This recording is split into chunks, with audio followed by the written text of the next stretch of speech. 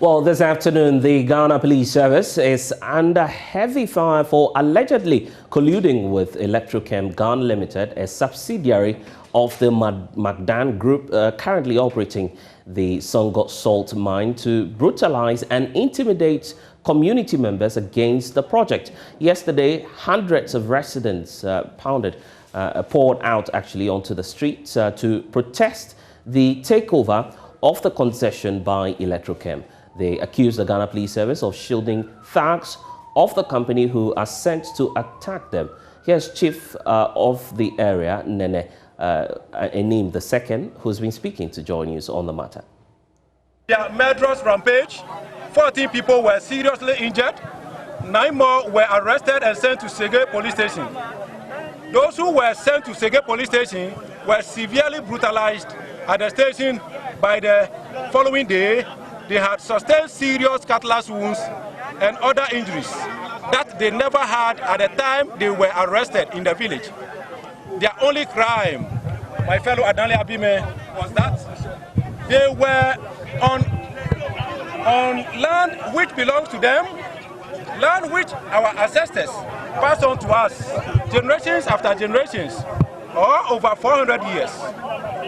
On the 9th of August 2021, a contingent of policemen from Sege, Kase, Bigadan, together with Magdan's Langas, raided Salom, Tofloko, Bonikope, and severely brutalized our people there.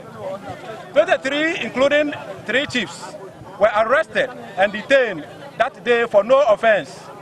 Shamefully, old lady who just came out of the bathhouse was also arrested in her nakedness, bundled into the police vehicle, and sent to cells in Tema. These raids were led by DSP George Abwaje and the Divisional Commander Francis K. Somia. Ladies and gentlemen, again on 21st August 2021, people of Luhua were peacefully going about their affairs when from nowhere a group of policemen together with Magdan private militia and Langas descended on them. The people of Luhua stood their ground. In the haste of the invaders to retreat, they left behind a gun and a box full of ammunition.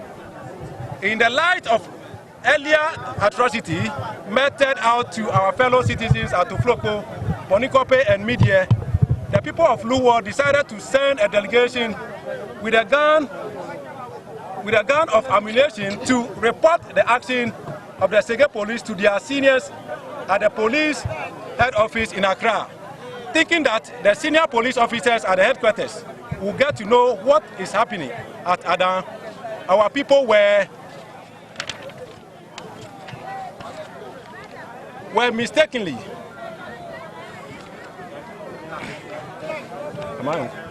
on reaching Accra in the morning of 22nd October 2021 by the police at the head office and later sent to cells in Tema. Nene Dadebom Anim II, the one reading this petition, the chief of Salom, who accompanied delegations to the police head office in Accra to give credibility to their story, was also detained by the police. While the delegation was in police head office in Accra to report the incident and submit a gun and a box of ammunition, Magdan's Langards and the Sege police organized another raid on Luhua, where the town people were severely brutalized and abused again. Their homes were ransacked, motorcycles, vehicles were burnt and damaged beyond repairs. Kitchens in the homes of the inhabitants, drinking bars in the town were ransacked and looted. The invaders helped themselves very well with food from the kitchens and drinks from the bars, all with the excuse that they were searching for the missing gun, while the gun at that very time was at the hands of their senior officers at the police head office in Accra. At the same time, the raid was going on in Luhua. Another detachment of Magdan's private militia and police were also invading Bonikope with similar brutalities being meted to the inhabitants.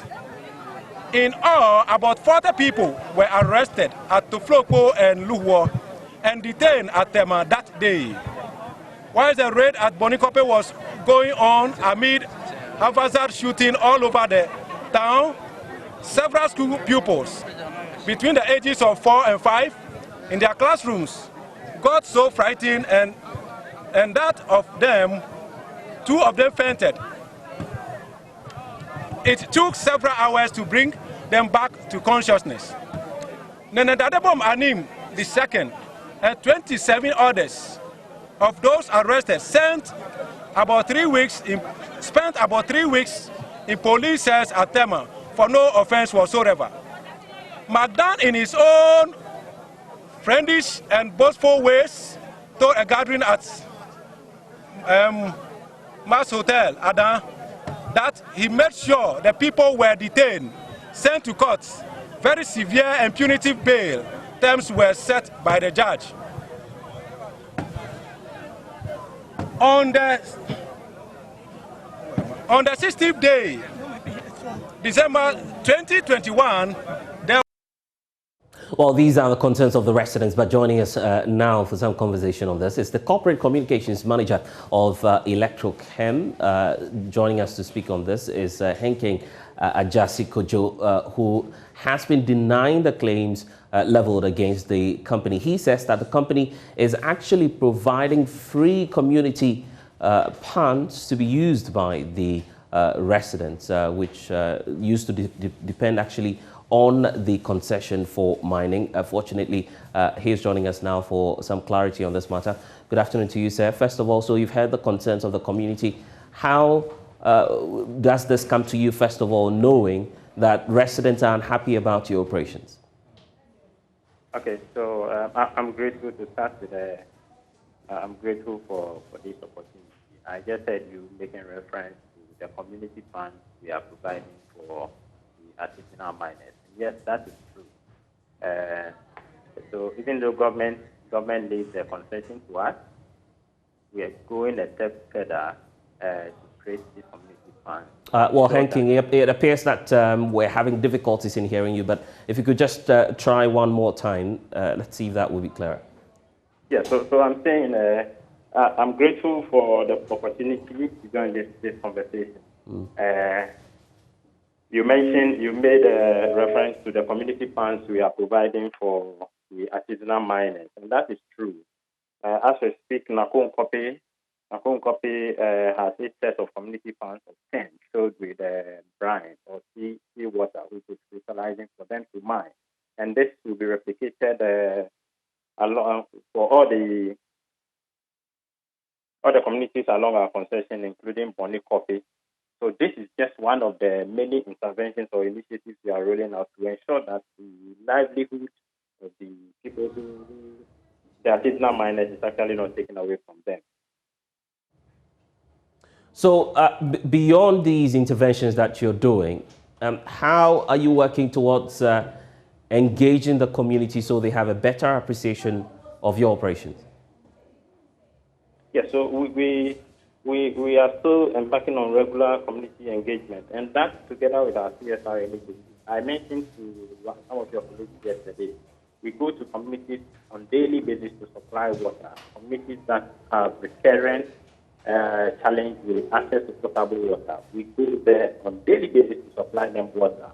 As we speak, construction is ongoing, and what will come out to be the biggest most village in Adan or in Ghana, and construction is ongoing as we speak. It's not a dream. It's not an intention. This is something that is actually ongoing. And so we have chain of activity aside the regular community engagement. And if you care to know, we are working hand in hand with the traditional council, the paramount, and all the key stakeholders to ensure that development, we play a key role in championing development here in Adan. How do you respond to claims also that have been made that your company appears to be colluding with the Ghana Police Service to intimidate residents?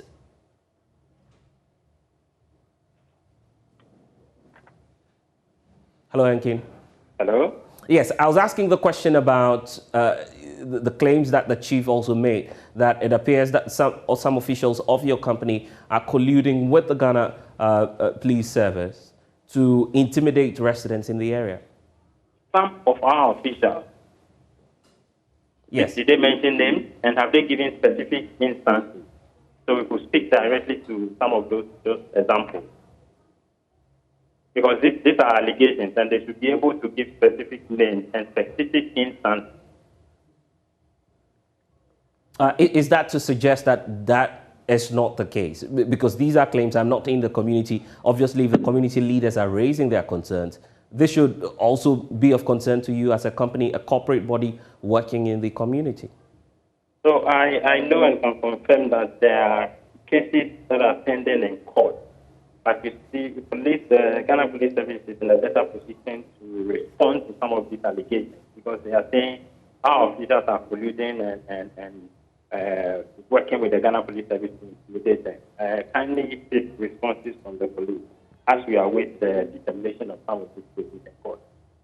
Well, I can understand the situation now, but thank you so much for your time. Now, let's take you to Parliament. The E-levy is back on the agenda in Parliament as it is introduced on the order paper for today. Earlier, there were claims that the bill will be withdrawn and relayed with amendments to the charge percentage from 1.75% to 1.5%. Parker Wilson is in the House with all the details. He joins us now with the latest. So, Parker, how come we're seeing another surprise show up of the controversial E-levy in Parliament? What more can you say?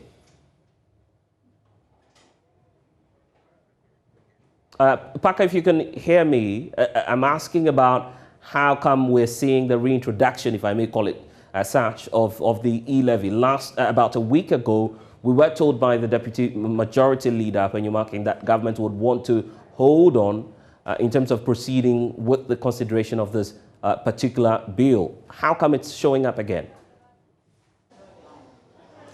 Right, so what we do understand is that the Finance Minister is not ready.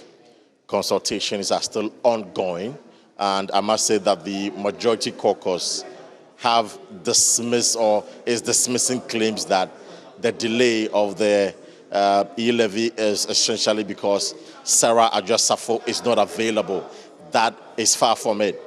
It is because the minister is not ready. The minister wants to engage further.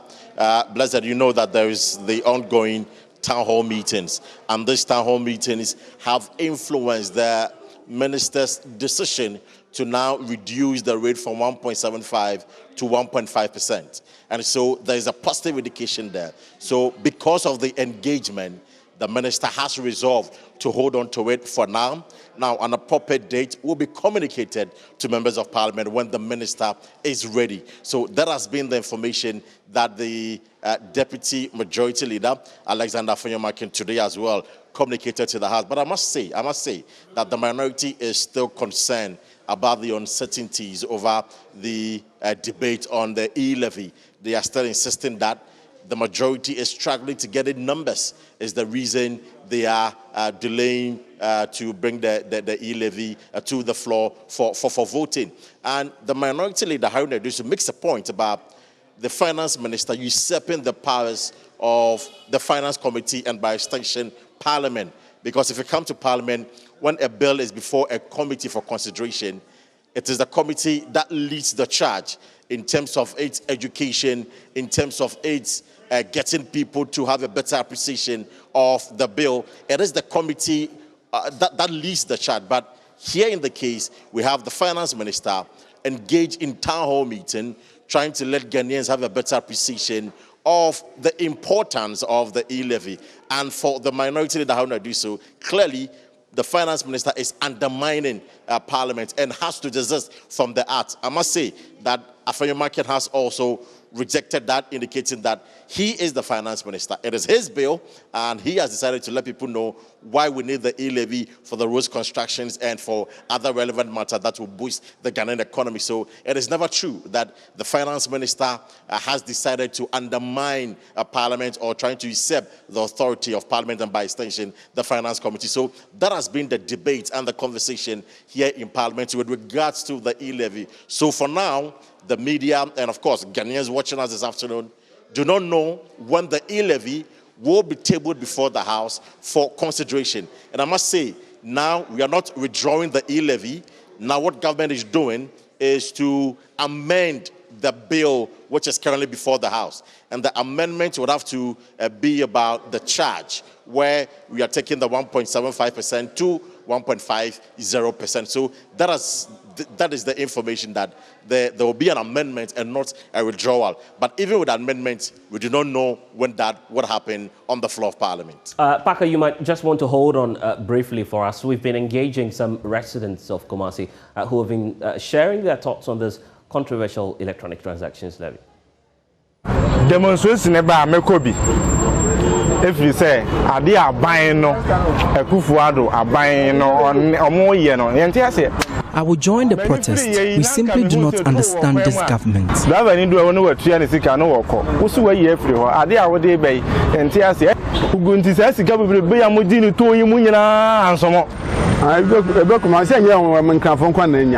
protest is for the entire country, so I will join. Demonstration I support the demonstration because the government is not ready to do anything about the E-levy. Full support.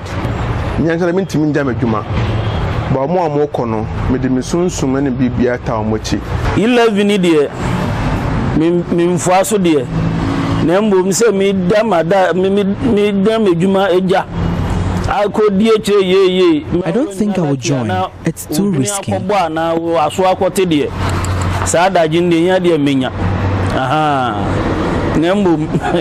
E-levy is too harsh.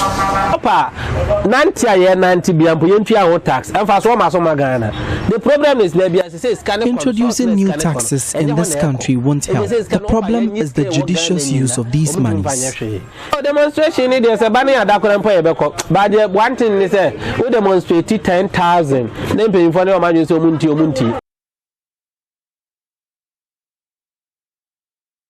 Well, so those are some of the residents of Kumasi. They're expressing their concerns about the E-levy. Parker is still on from Parliament. But Parker, there are two levels of uncertainty here, 1.75% or 1.5%. How's the minority reacting to all of this?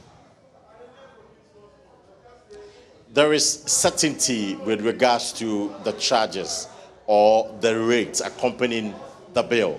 Initially, we know that it was 1.75%, but we have confirmation from the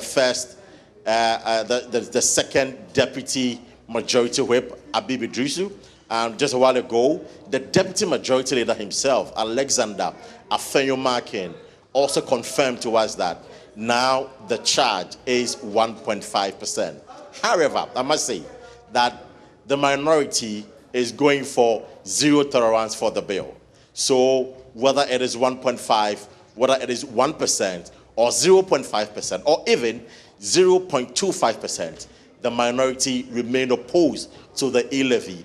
And their argument has been that anything that will further impose a hardship on the ordinary Ghanaian, already Ghanaians are reeling under this economy, and so they wouldn't allow any kind of a hardship imposed on them. And so it is for this reason that they are going for a 0%. So what they are saying is that withdraw it now and let us engage further to see how best we can get the economy back on track.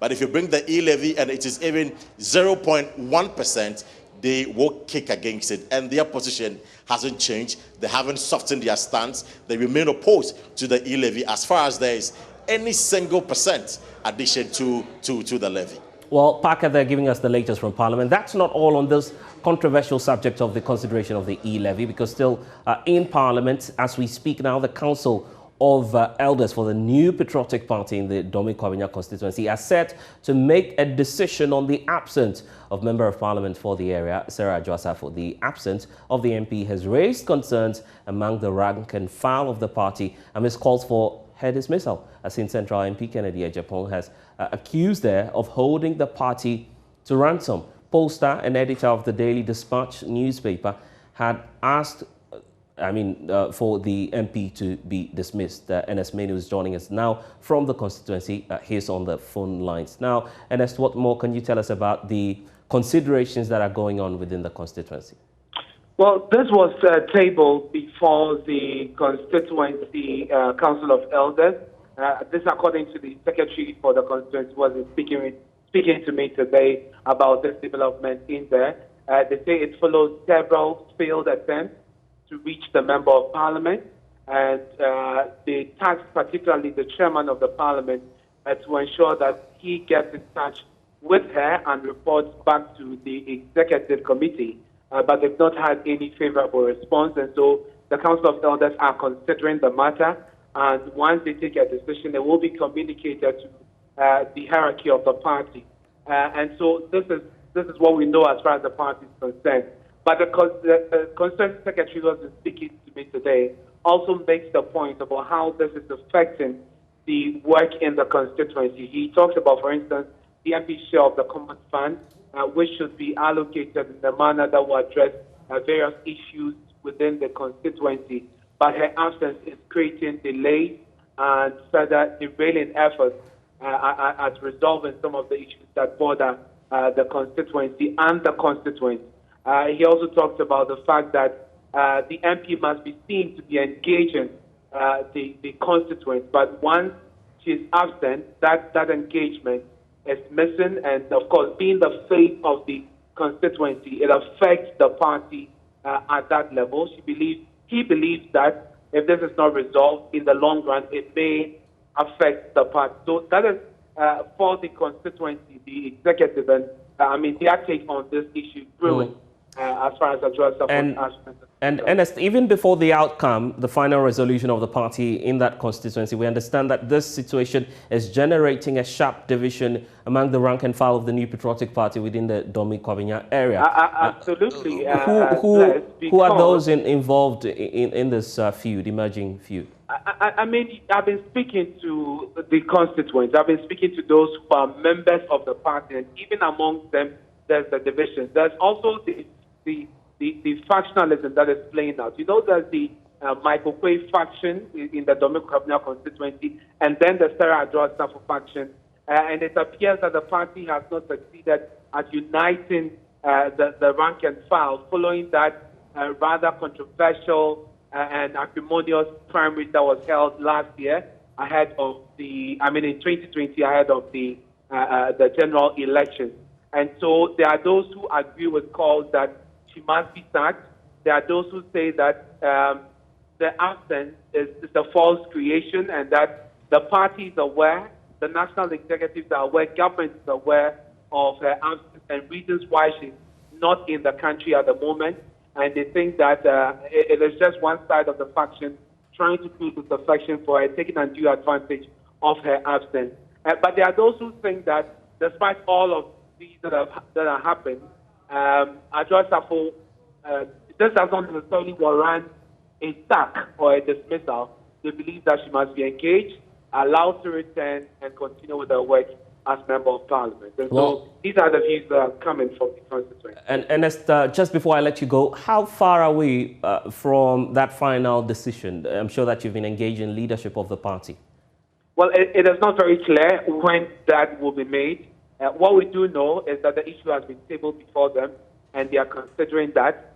In fact, the ultimate decision, as you may know, Bless, does not even lie with the party. Whatever decision the Council of Elders make will be a suggestion, from what I'm made to understand, will be an advice to say the region and then to the national on what to do as far as Sarah Adjoa is concerned. But I can even tell you that, Bless, even among the executive body, there are divisions.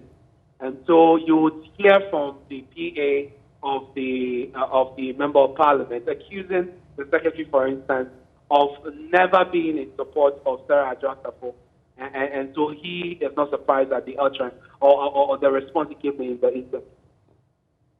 My colleague Ernest Manu giving us the latest from the Domi Kwabena constituency. There's more on this on the JoyNews channel. Just stay with us. But let's bring you some more stories now. Former President John Dramani Mahama has written an open letter to President Akufo-Addo indicating his displeasure over what he describes as the growing criminalization of speech and journalism in the country. The ex-president's letter comes on the back of the arrest and detention of Accra FM's Governor Bobi Ansah on Thursday night. The journalist, who was picked up on charges of publication of false news, has since been granted 50,000 bail by the Kaneshie Circuit Court. However, reacting to the claims in the said letter that we're talking about, the former President John Dramani Mahama stated the following, quote, "This is a dangerous blueprint you are fashioning for our dear nation, and it must not be encouraged. Your actions as president have totally discredited your self-acquired accolade as a human rights lawyer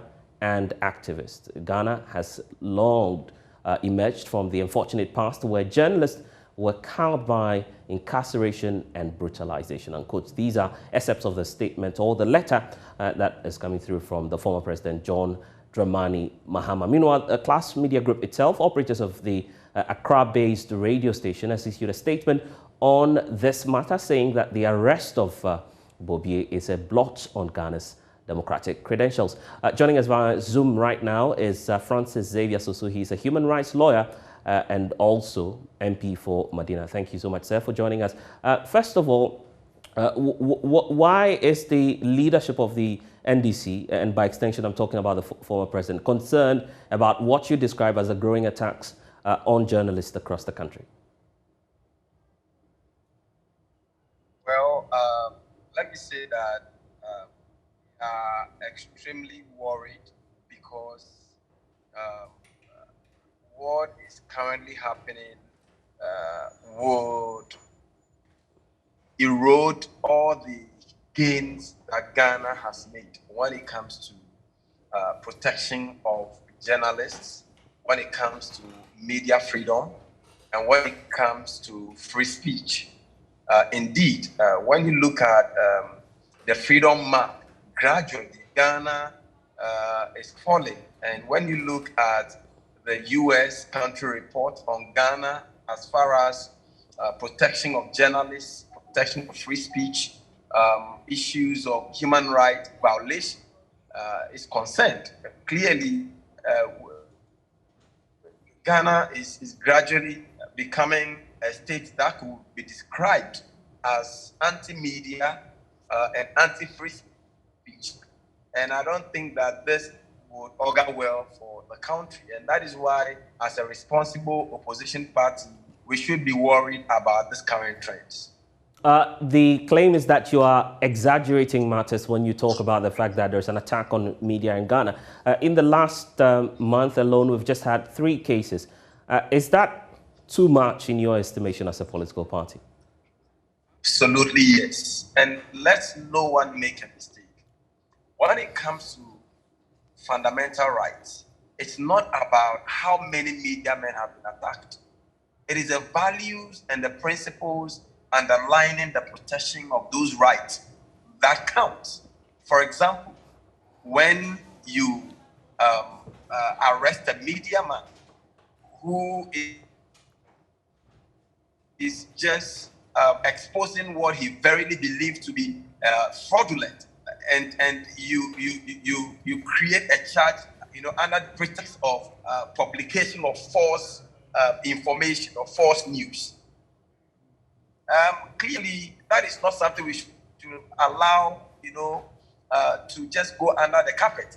Besides, when you take away media freedom, then our fundamental right to hold government accountable will be gone. And we cannot create a state where we claim to be democratic, and yet in practice we are despots, and we are not willing to give ourselves or allow ourselves to be held accountable, particularly by people in media space. And that is why we are so worried. I don't think that we are exaggerating this, and no one should ever think that this is being exaggerated. And wait until policemen arrest your media men, or wait until policemen arrest your reporters, only on the allegation that they published a news which was false. And I am very worried, particularly about the fact that we are gradually reintroducing criminal libel under the pretext of arresting and charging people for false publication.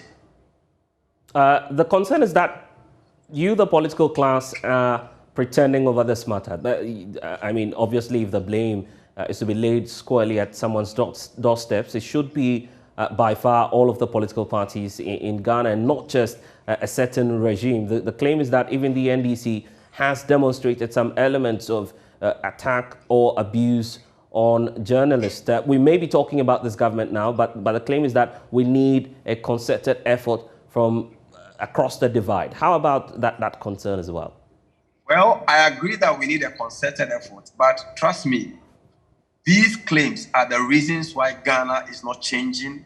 They are the reasons why Ghana is not developing, and they are the reasons why you have a sitting government that can call the bluff of journalists and continue to arrest, brutalize, and subject, citizens to needless detentions on grounds that they are publishing false news. This is the regime that is under scrutiny. The question is that what they are doing today, is it right? If it was wrong in the past, it cannot be right today. So please, it's important for us to draw lessons from what happened in the past. But we cannot use that as a basis of justifying what happened today and simply say, well, it's just one of those political stuff. And I think that because in Ghana, when there are challenges, instead of us tackling it head on and dealing with them, we quickly begin to shift blames on political lines. And that is why we will never get, solutions. And anything you shift, blames on based on political lines, you definitely are not going to have any, realistic solution to that. And I think that we must move away and depart from that regime where anytime there is an issue that we need to deal with, we are doing comparison and using those comparisons to justify, the wrong of today. So I completely dismiss the whole idea that, both political parties could be blamed because in the past there were some journalists that were handled under the regime of the NDC. But so I'm stating it's happening under MPP. I guess I'm just stating the obvious. I guess I'm just stating the obvious. That's a fact, right? If you can hear me, I'm just trying to say that I'm stating the obvious. I would say that is a fact that must be dismissed with all the content that it deserves. Under this administration, the total number of journalists who have been subjected to brutal and humanizing treatments, you can start from Ahmed Swale.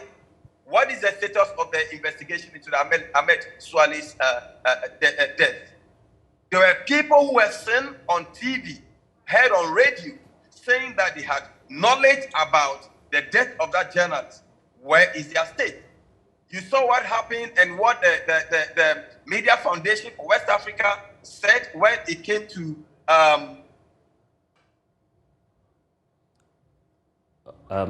well, it appears that we're having some challenges there. We'll try and rectify the lines and reconnect to Francis Xavier. So he's Member of Parliament for Medina and also a human rights lawyer, indicating to us why he believes a lot more needs to be done by this government to check the growing spate of attacks on media persons here in the country. Let's try and see if we can re-establish the lines there. Francis Xavier, so if you're still on with us, you are a human rights lawyer as well. We know that obviously you are concerned about this, but what's interesting is that you're a member of parliament, so you have some avenues open to you to seek redress. What in your personal capacity will you be doing to check this growing spate of attacks? What will you be doing?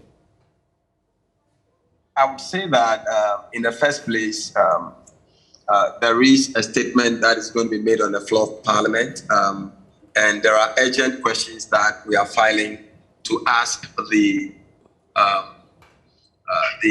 Minister of the Attorney General as well as the Minister of Information, what the State Ministry is taking to deal with this issue. But since this thing began, I have been considering a private member's bill to amend those provisions to reflect the intent of our constitution. I think the provision on publication of false news is being used as an excuse to really perpetrate needless attacks on journalists. And there must be the need for us to look at that law critically and possibly review that law so that nobody can take advantage of that law to continue to disturb our hardworking journalists. In as much as we're talking about the rights of journalists, there's obviously the aspect of responsibility. That should also be of concern to you, isn't it?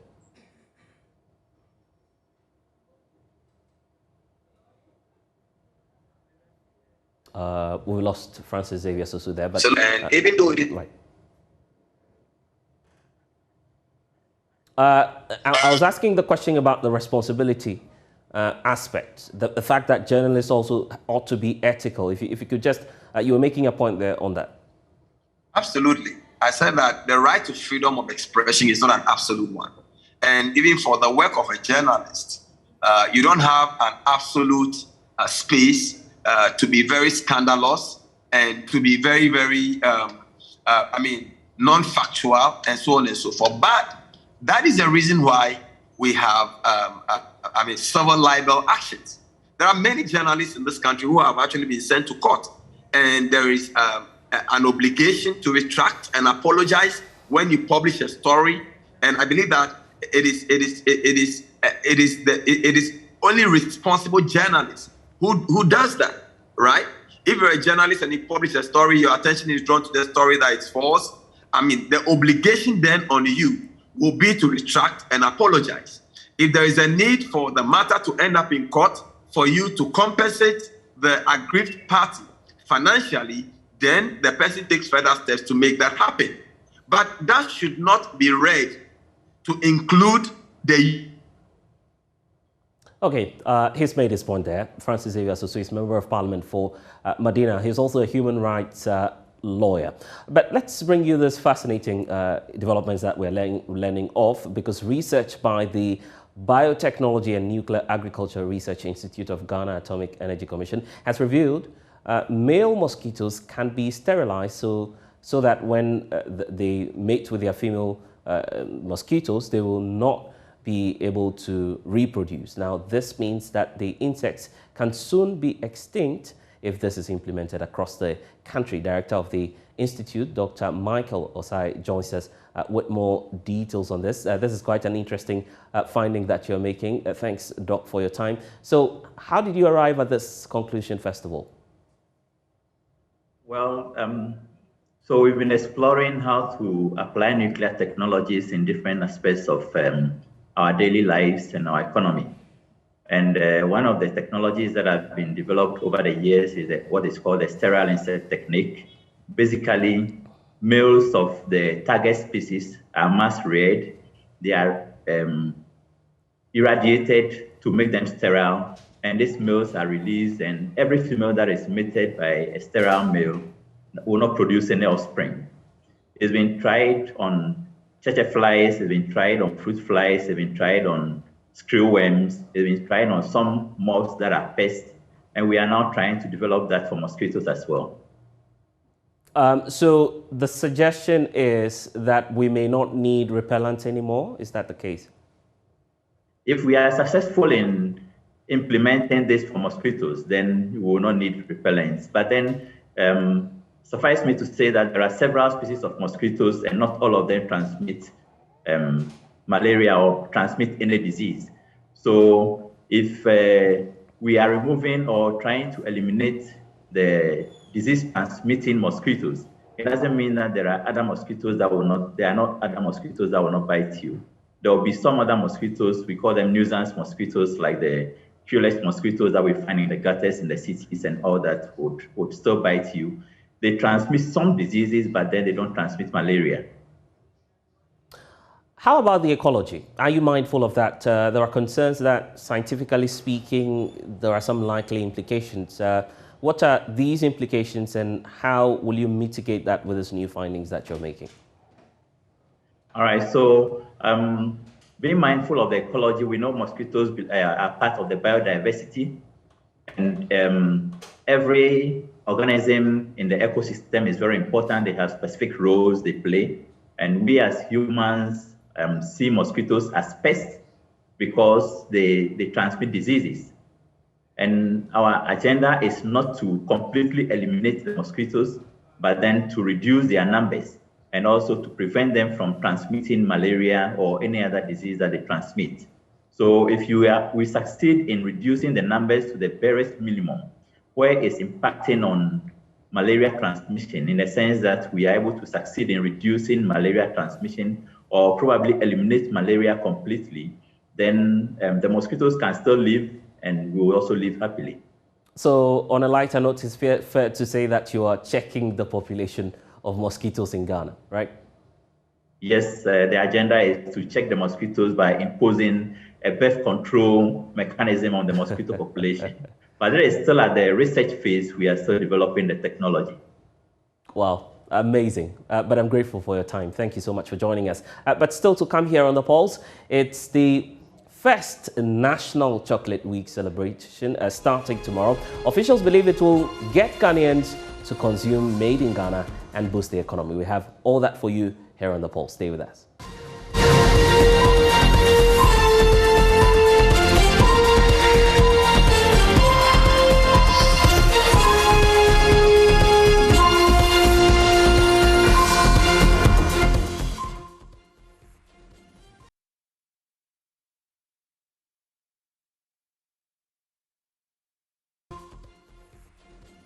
You're welcome back to The Pulse. Now, pupils of the Breman DA Basic School are not just excited about moving into a modern and safer classroom block, but also that the new school will attract new pupils who would have been otherwise enrolled in other schools in neighboring communities. Speaking to MFR Atiamwa earlier about their anxiety to move into the new building, some of the people say the structure will, of course, for the first time, give them a peace of mind. Here are details in the following report. The new school building being constructed under the Multimedia Group's classroom project, when completed, will be roomier, have supporting academic facilities, and according to the pupils, will prevent some parents from sending their children to schools in neighboring communities because of the dangerous nature of the existing structure. I'm very happy now. I hope this block will be very nice, and some of the people in my village are transferring their children to some of the private school here. Maybe when they saw that this building is very nice, they will transfer their children to here too. I only wish for them to help us to finish this school early, because I really want to sit in this school to learn. Say me we say ICT lab e dan we mu ye was science laboratory e dan we mu ye be mu so a ye be feel comfortable we say the classes adia ye be feel well. This school block, I'm so excited and happy to sit in it. All my friends want to sit in it. The 3-unit classroom block is 50% complete.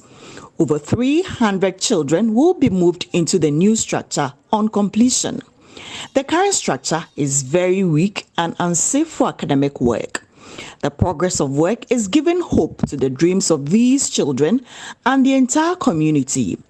Project supervisor and hydrofoam expert Samuel Kofi Agbenyega gives further detail on the components of the structure.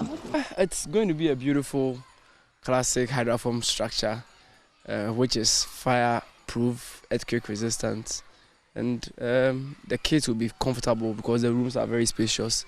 We have to stick strictly to the GES standard. We gave them 3 big classrooms, and then we give them a library stroke ICT, and then a head teacher's office, and then a staff common room. So these are the units in the whole building. The classroom projects brought to you kind courtesy the Star Ghana Foundation with funding from the Dutch Foreign Affairs Ministry. It is supported by the Israeli Embassy, Forestry Commission, the planned city extension project, DBS roofing sheets, and you, our cherished audiences. The classroom project, promoting social justice through philanthropy.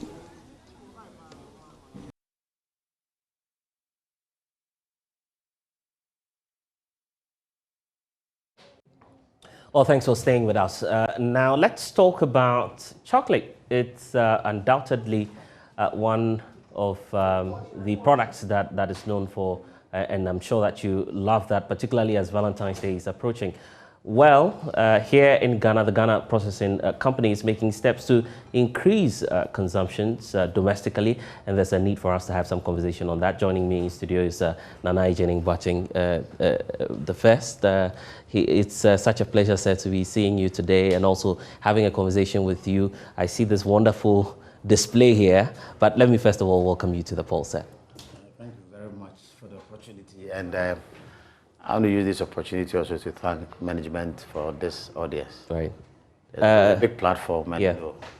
And we're also excited to have you here ahead of Valentine's Day. And we also need to tell you, our viewers out there, that at the end of the day, you just might be the lucky one carrying away some of these wonderful products that we have on display here. So you would want to stay with us here on the JoyNews channel. But now let's first of all start off with your grand ambition and the vision that you have to increase domestic consumption of chocolate. Obviously, there are a lot of Ghanaians who are out there and are wondering, well, if you talk about chocolates, we just know them for Valentine's, actually. Why do we need to make it a part of our daily consumption?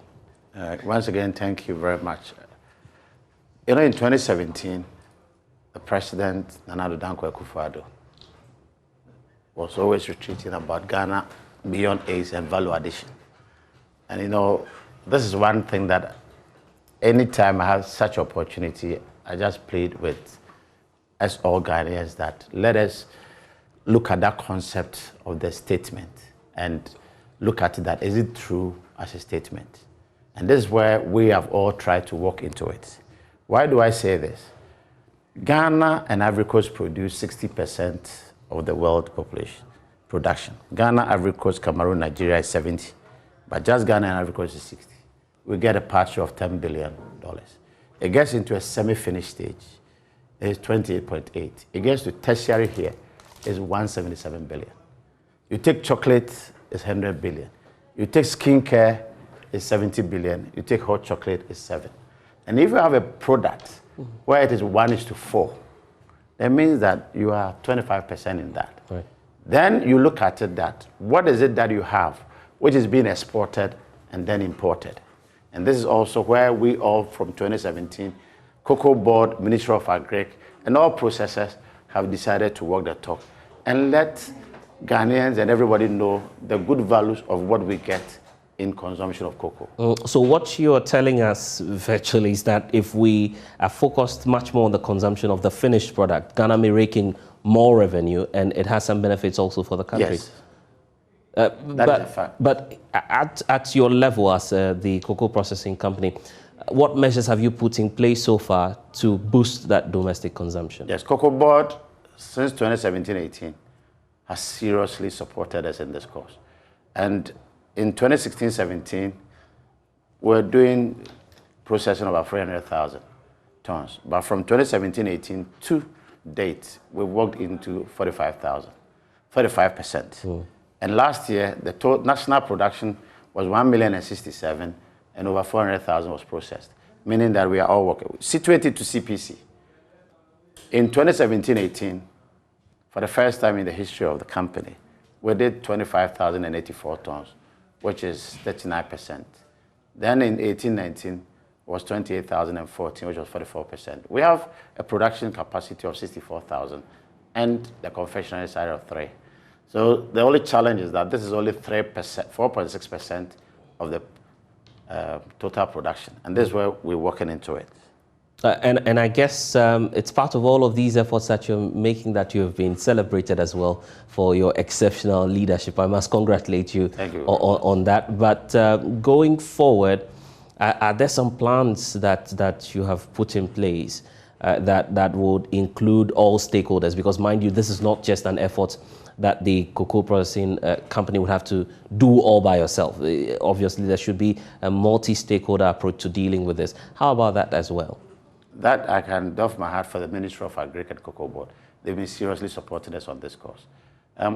We have some challenges, and that notwithstanding the challenges, they've all come together to give us that support. And it is through this support that is how we have also been talking about the good values of the production and what you get out of the day when you consume. I need to talk about some of the stereotypes. Very often when Ghanaians say about chocolates, they know of only, they picture one brand, which is the common bar chocolates that we see on the market. It comes in various forms as well, right? Or in various brands as well that you've been doing. What are some of these brands and what are some of the benefits, personal benefits of consuming it as well? Cocoa as a product. When you consume cocoa, when you take the 5 top polyphenols, which is part of what is building up the body, you have cocoa and dark chocolate, cloves and seasoning, nuts, fruits, and vegetables. So if you have a product where the top 5 polyphenols, that is the first one. In Kunan Islands, that is where the South Americans, there's nothing like a CBD. Because from the weaning to the old lady, there's not, because they take a minimum of 5 times a day. And it is these same people who got it through us. And that is what makes Ghana's cocoa different. Continuous consumption of cocoa builds up your immunity.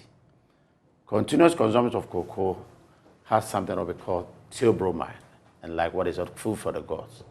So in the 600 BC, it's not like today that we're talking about it. That is what it was known for. And that is what the Mayans preserved it. And you have one complete meal, just a cup. You have your potassium, magnesium, and in all stages of that activity. Just even in the nip stage, it is 1 tablespoon is 40 times the antioxidants of blueberry. Highest base calcium. You get it into this as a butter. It is for food, cosmetic, pharmaceutical, and chocolate. You see? You get it, after extracting this butter, you have that natural powder. You talk about it and they are saying that if you are comparing the milligrams to the, you have red wine as 80 milligrams for every 100. Right. You have an apple a day keeps you away from the doctor is 36. Green tea is 65 milligrams for every 100. Dark chocolate is 129. Unsweetened powder is 261. And this is all coming out of one product? One product. Wow. You see, so if with your permission, it is this product that goes out everywhere and they talk about it as pomade. So in this form as a pomade is where you use it as your pomade. And it melts under body temperature. Wow. Just this. So if this is your pomade, and this is what goes out. So any cocoa butter cream, this is the main. This is what they use, right? The difference with this one is we use a cold press as against others coming as deodorant. So if you just sit here, and this is all part of the things that we're trying to do. So instead of sending it outside in the light of this COVID, we are packaging it like this and sell it as a cosmetic. What would you say about the response from the general public here in Ghana itself towards your product? Is it encouraging? So far I can say yes, because we've been able to define cocoa not as candy, but as food. And this is how now everybody's appreciating it. If you talk about skincare, they said that what you ingest is as well as what you put on your body. Right. And the skin forms a larger portion of your body, and also the softest part of the body. Anything that you get through your body is 64% faster than what you ingest. That's why when you go to the hospital, you are sick, they say, let's give you injection, let's give you a drip. So if you use food-grade properties on your skin, it also helps. Because like this, the zinc, calcium, anything here. When you apply everything goes in directly. Directly. Because we are having any fragrances and all these things, it gets into the skin and it's bringing you a disease. So this is how you have this, and you can also use this as food. Just 1 cube of this can make your eggs or everything of your food. For you. Because it's a plant-based butter. You see, so that is, so as food, as cosmetic, you just look at my hands, in few minutes, you see it's not there because it gets into the system. Right. And it fights any, because cocoa is a free radical scavenger. So the moment it gets into the skin, it registers any of the antigen and starts fighting it. And you have been doing this ever since, I mean, as a company. But there's obviously competition within, domestically as well. How do you intend to break that competition domestically so as to encourage more and more people to come on board?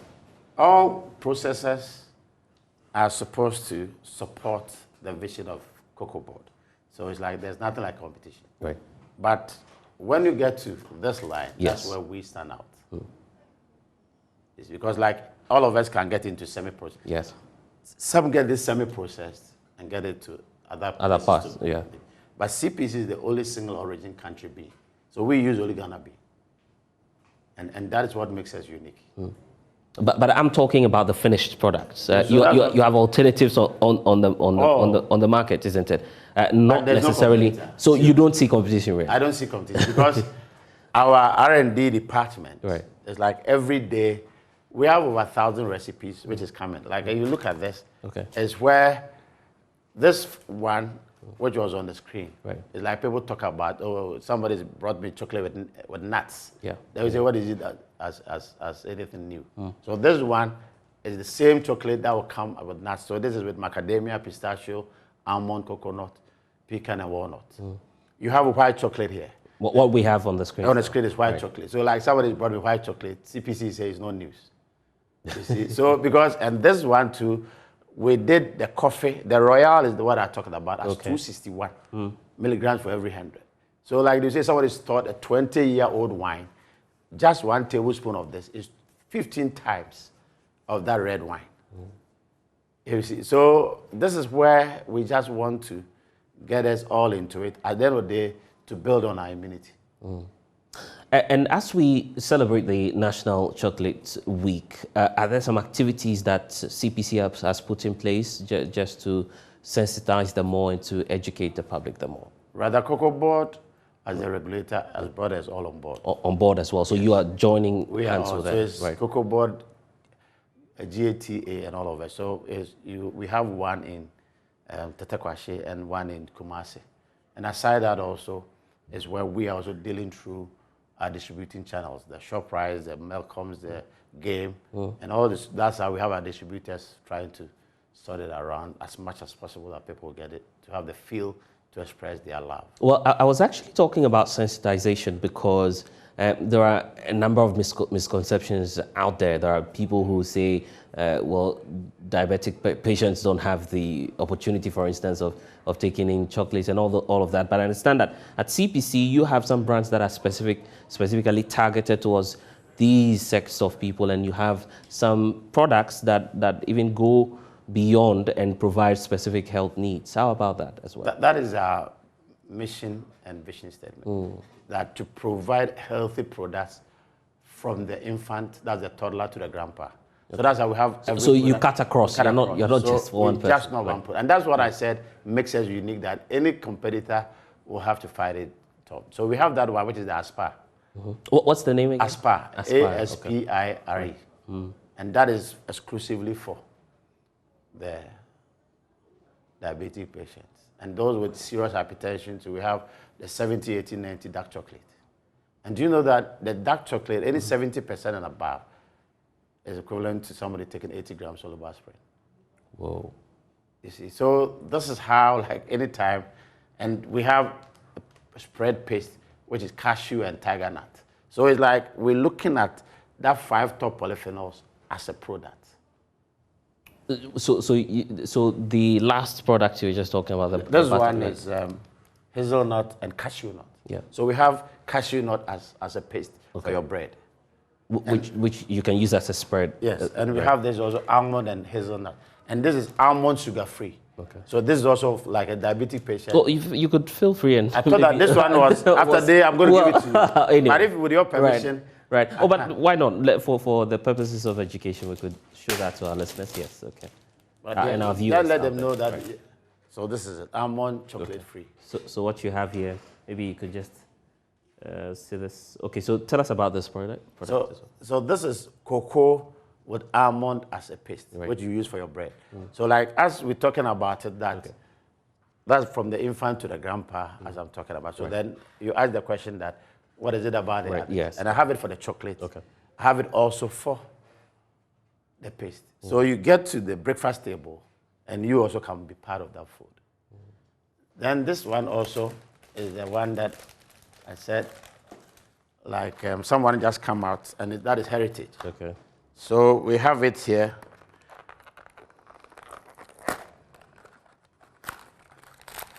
So this is in nuts. Okay. So this is almonds, coconut, macadamia, pecan, pistachio, and walnut. So it's not like any news for anybody to come and say, oh, somebody brought me chocolate for Switzerland. And all made here in Ghana. All made here. And the difference here is mine is food, because it's more cocoa, less sugar. The difference is somebody will tell you that when you eat more chocolate, but rather when you eat more chocolate, you are building on your calcium. So as CPC, internally, your operations, would you say that everything is okay, or would you need more funding to open up your scale of production and all of that? It didn't look well until 2017. Okay. And we started to try to get it on track until the COVID got in. So seriously now, as I'm saying, you have only a 3,000 tons, which is 4.6% of your capacity. We have 2 processing machines, which is the first machine built by Dr. Kwame Nkrumah. We've had to retool and replace some parts, but it cannot be like you have a new car, 65 years old, 1965. You can change the engine, but it cannot be like a 2021 vehicle. These are the challenges we're having. But now that also with the sensitization and awareness, there's been a need. Around this COVID, you're having people chasing us with, say, one person wants chocolate 1 million. But because of your capacity, you don't have it. So we're going through with Cocoa Board and now trying to get a facility to increase our production. So we want to retool and replace some of our parts and increase to 87,000 tons. Then a confectionery from 3 to 15, because this is where the money is, and that's where we want to go. It's interesting how you're saying even within the era of COVID, more and more demands are coming through. But how was it like at the outset of the COVID, when everything started, when there was a pandemic? Has it had a toll on your operations as CPC? I would say no. The only reason is that I do 95% of the semi-finish. Okay. That is the only challenge. But on that 5% here, no. It is this 5% that has sustained the workers. But I have a challenge with my cash flow, because 5% cannot support your operations. You do this semi-finished form, it's locked up there, and you cannot export. But that same that you convert into a product is sold, but that is only 5% of your total. Like in this room, if we have production, it goes through, you pay electricity bills before you can get into this. Right. So, but if at the end of the day, it converts into a chocolate, that fraction of this cannot make up for these utilities. Those are the only challenge. My challenge is with respect to cash flow.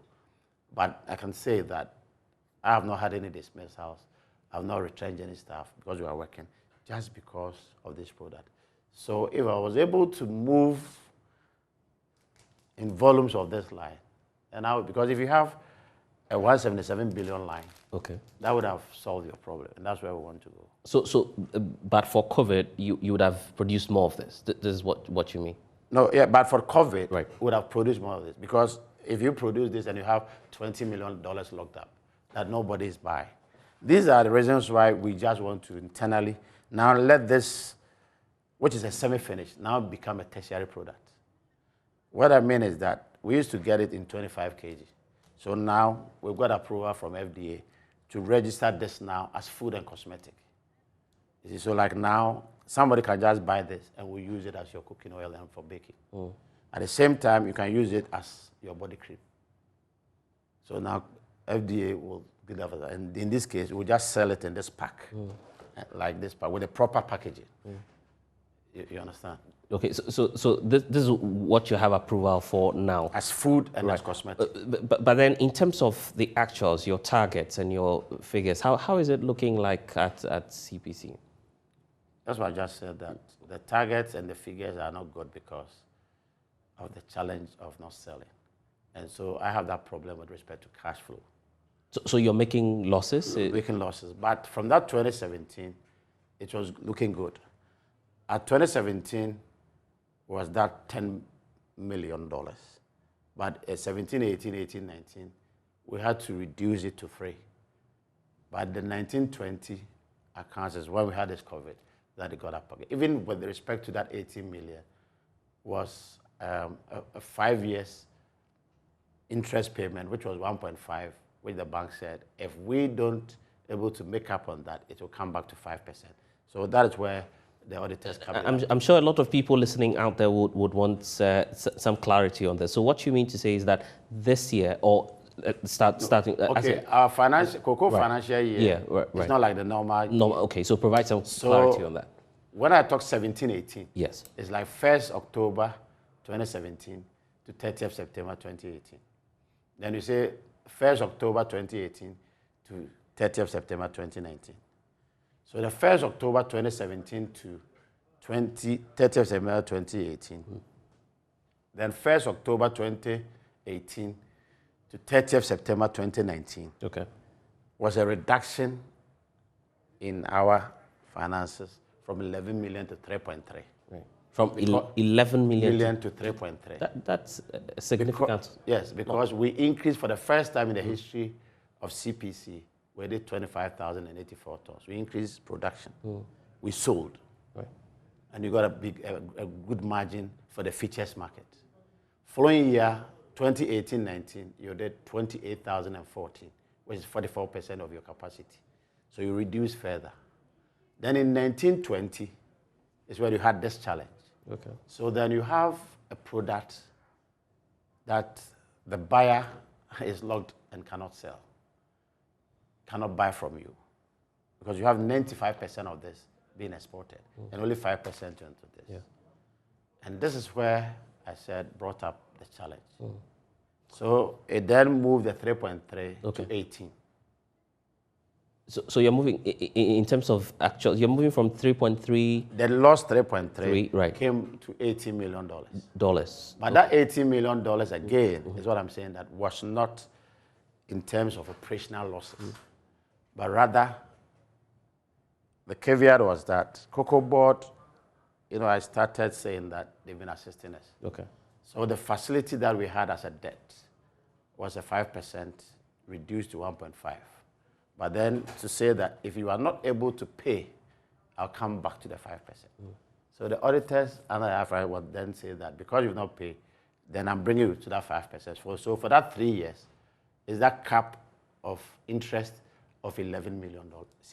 So that is that difference of the 18.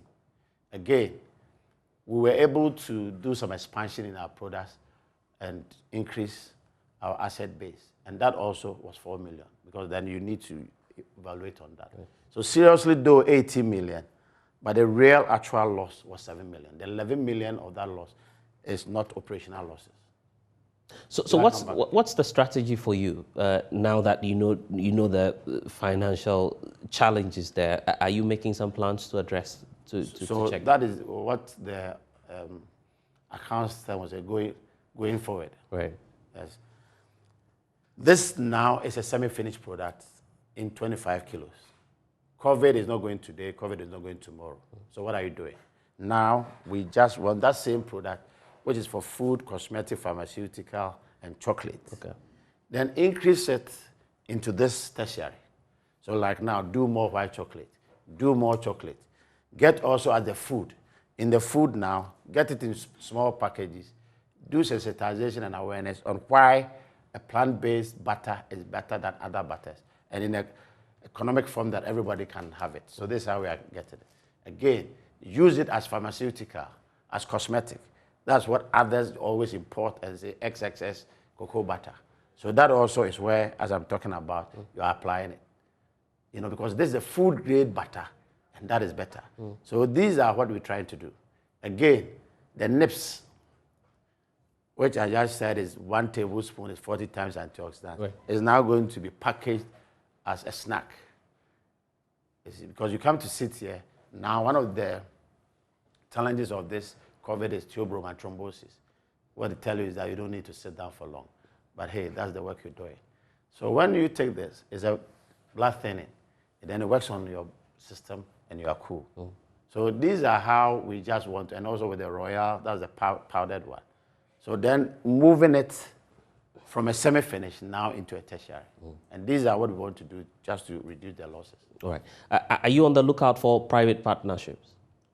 For now, I can say no, because the banks have seen into the vision and are prepared to give us that facility.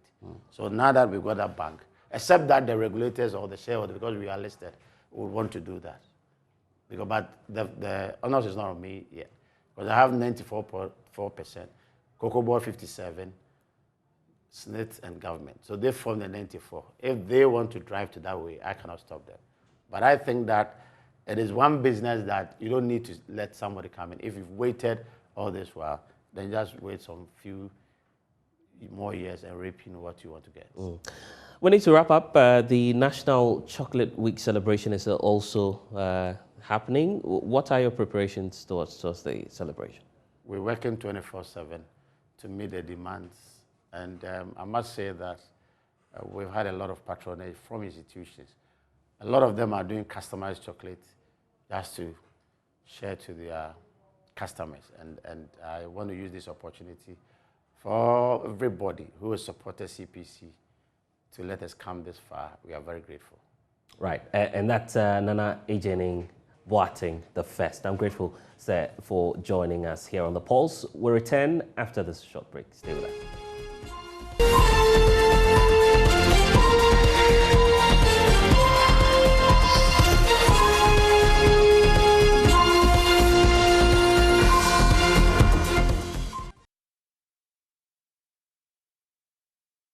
And you're welcome back to The Pulse. Now, Upper West Regional Minister Dr. Hafiz bin Salih has expressed concerns over the adulteration of fuel and its increasing cases of smuggling to neighboring countries. He stated that the region is not only notorious for the smuggling of agriculture inputs, but also petroleum products as well.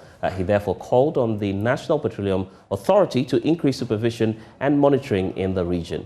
Dr. bin Salih made the statement when the National Petroleum Authority Chief Executive Officer Dr. Mustafa Abdul Hamid called on him in Wa. JoyNews' Upper West regional correspondent has more in this report. The National Petroleum Authority Chief Executive Officer Dr. Mustafa Abdul Hamid is on a 5-day tour of the 5 regions in the northern Gulf of the country and the border region. On arrival at the Upper West Regional capital, he first called on the Upper West Regional Minister, Dr. Hafiz bin Salih, at his office and laid bare his mission of the tour.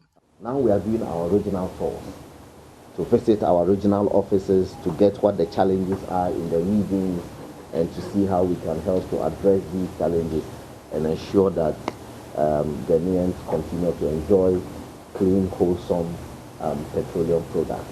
Dr. bin Salih, on his part, expressed concern over the adulteration of fuel and increasing cases of smuggling from the region to neighboring countries. Our region is notorious for the smuggling of not only agri products but also fuel. And I want to assure you that as chairman of the Regional Security Council, we will liaise with you so as to be able to bring this issue to an end. Also, people have been complaining about the quality of fuel in the region. I believe strongly that most of the fuel operators adulterate their fuel. So I want your people in charge of quality assurance to up their game. They should go around frequently. Responding to the concern of the regional minister, Director of Policy Coordination, Jacob Amwa, stated that they are aware of it and has put in measures including naming and shaming of the actors to curtail it. So what we are currently doing is we sanction those who fall foul to these activities, and then we lock up some of these stations. I think the other thing we are adding is we're going to start the naming and the shaming, so that we will publish these stations that we think have failed with time, and then at least to warn the motoring public not to patronize those stations. So these are activities we believe that once we enforce them would curtail this incidence of adulteration. The MPA Chief Executive later called on the overlord of the Walla traditional area, Nafusin Siripilpo IV. He spoke of the increasing fuel prices at the world market, which the government is grappling with. Comparatively, we are still better than many countries across the world. I'm sure you have heard about demonstrations and fighting, street fights, fires in places like Kazakhstan and so on because of the astronomical rise in the price of petroleum products. So we are trying one now, and we shall continue to monitor the situation, and whatever it is, we shall recommend to the president, and as he has always done, will find ways of making life bearable for the Ghanaian people. Reporting for JoyNews, Rafik Salam. Wow.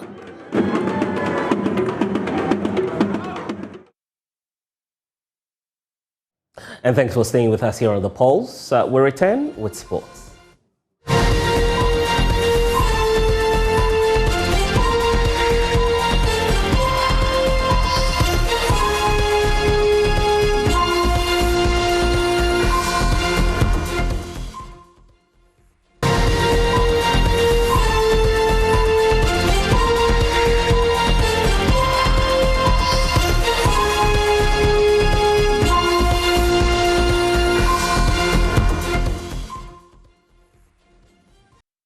Well, it's a wrap for this Friday's edition of The Pulse. My name is Blessed Ogan. Don't forget to log on to myjoyonline.com. That's your hub for all of our running stories. You can get all the updates on the stories there.